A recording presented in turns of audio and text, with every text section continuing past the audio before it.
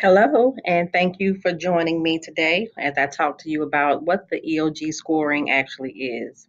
The information that I'm going to share with you, I'm getting from the North Carolina Department of Education website, where they keep all of the information about the EOGs and they give out the practice tests that they call release forms. So, all of this information is public and is there. You just really have to dig for it. So, I thought it'd be great just to share it with you. So, first, thank you and welcome. Thank you for being a part of my parent group, and I hope you find the information helpful. The objective is to tell you a little bit more about the purpose of the EOG, to provide some basic information, and to offer some support if needed. So, what is the EOG? It is a state required multiple choice test of math, reading, and science. It is aligned to the North Carolina Standard Course of Study, and it's used to assess the growth of the school as well as the student. Students take the reading comprehension. They're testing on their knowledge of vocabulary as well as they're answering questions from stories that they read, and the stories are based in fiction, nonfiction, poetry, and informational text. They have 3 hours to take the test with an additional hour available if needed. The number of questions vary depending on the grade level of the student, and I have that information showing you here. So it ranges anywhere from 52 to about 62 questions. The achievement levels for the EOG that we normally see or receive at home show us a grade level of 1, 2, 3, 4, or 5. The cutoff value for what's considered to be passing is a level 3. So the scores that we get are shown below, but this scoring scale means nothing to us. It doesn't really tell us much of anything about what the student actually got on the test. We're more accustomed to having a grade ranging from 0 to 100% to have a better understanding of what the student did. So, to interpret what this means, the following slide, I have it broken down now according to grade level. So this is for our elementary kids when the EOG starts in the third grade. If you look at the level 3, for a reading comprehension score, students would need at least a 70 on the reading in order to consider that passing. They would then need a 77 to an 82 to be considered a level 4, and then they would need a 91 to 95 to be considered a level 5. So if your student got a level 5, that is a rock star student. They did amazing and made an A on the test. A level 3 means they made about a C on the test. And then the level 2s would be 55s to 59s, right around that level. So passing would be basically a C. For the middle school students, grades 6 through 8, the score drops a little bit.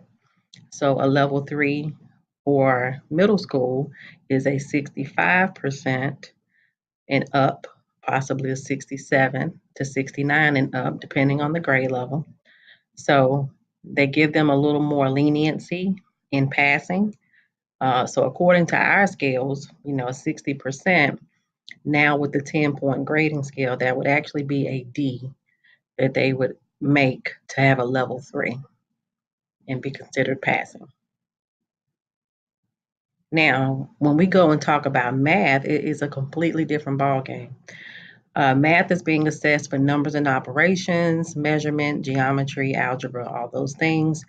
The students get still about the same amount of time to test, and they have about 54 questions where they're both some multiple choice and some short response. And there is also part of it with a calculator and part of it without a calculator. Same thing for the 6th to 8th graders, a little more questions on it, and the 8th graders get to use the calculator the entire time on the test. Here's the rubric for the achievement levels.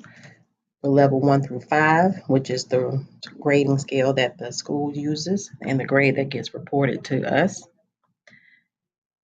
But then when you really dig into it and look at it, the level 3 for math only requires a 52%, 52 to 57, depending on the grade level, as you can see, is considered passing. By our standards, 0 to 100% scale that we're familiar with, that is an F. And I don't know about you, but for me, I would not feel comfortable settling for an F from my student on this end of grade test, saying that they are okay to pass on to the next grade and that they are prepared. To me, that is a huge red flag and lets me know that there's something more that needs to be done in order for my student to have the foundation that they need to be successful at the next level. Um, if they receive a level 4, that's a 67, 60, let's see, 57 to 66%, which is still pretty low. And a level 5 starts at about an 82, which is a B. So that would be the highest level possible if you made a B on the math test. For the 6th to 8th graders, same thing. A level 3 starts at a 50%, which is an F, just 1 point above, just barely making it into the F, really, according to the 10-point grading scale. So, in my opinion, that's just not acceptable as far as a passing grade is concerned, and feeling confident that the student is prepared to continue to build on the previous year's knowledge. So, if your student comes home and has scored a level 3, especially in the math area, I would say and suggest that you do continue to work with the student over the summer to reinforce those skills, because there would mean that there's something still 50% worth in the math area that they are not comfortable with and not performing well. And the student is proud of themselves and saying, "Yeah, I passed," and then they feel like they know what they need to know. But you want to make sure that they really do have the foundation that they need to be successful for the next level. So, your definition of what's passing and the state's definition of what's passing may be very different. I know for me personally, it's very different for my students, and I want them to be successful and be prepared and know what they need to know. So here's just showing you the link to the North Carolina Public Schools. If you go there, northcarolinapublicschools.org, you can get this information and see where I've gotten it from. You can also see the practice tests that are all free and available. They're called released forms. They are the ones that were previous tests that were used that have now been made public that students used to practice with. Now, ULC, in order to help students to continue to work over the summer, we have created an online summer enrichment program where we will be providing the students with a math and reading assignment, just one assignment per week for the 10 weeks of summer, starting June 17th. With that, we will also be providing support from our staff, where we will reach out to the students if we notice that they are having trouble with any of the content or material that they are working on, because we will be checking in on the results of the work that they are doing each week.